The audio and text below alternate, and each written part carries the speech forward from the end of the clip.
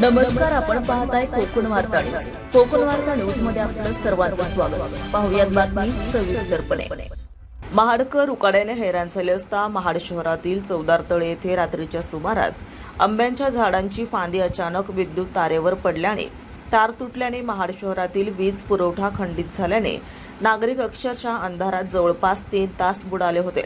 उकाड्याने हैराण झालेल्या महाडकरांनी घटनास्थळी धाव घेतलेले पाहायला मिळालं, परंतु घटनास्थळी महावितरणचे अधिकारी दाखल होऊन त्वरित काम सुरू केलं. यावेळी महाड नगरपालिकेचे अग्निशमन दलही घटनास्थळी दाखल झाले होते, परंतु जवळपास 2 तासाच्या परिश्रमाने आंब्याच्या झाडाची फांदी बाजूला करून विद्युत पुरवठा सुरळीत झाला खरा, पण दर 1 तासाने विजेचा लपंडाव सुरू झाल्याने एकीकडे उकाड्याने हैराण झालेल्या महाडकरांना रात्रभर लाईटच्या लपंडावाला सामना करावा लागला. नक्की लाईट ये-जा का करत होती याचं कारण मात्र महावितरणच्या अधिकाऱ्यांनी सांगितलं नाही. Bureau report Nilesh Lokhande, Raigad. ताज्या बातम्या आणि नवनवीन घडामोडी पाहण्यासाठी आजच आमच्या कोकण वार्ता न्यूज चॅनलला लाईक करा, सबस्क्राईब करा आणि बेल आयकॉन प्रेस करा आणि पाहत रहा कोकण वार्ता न्यूज.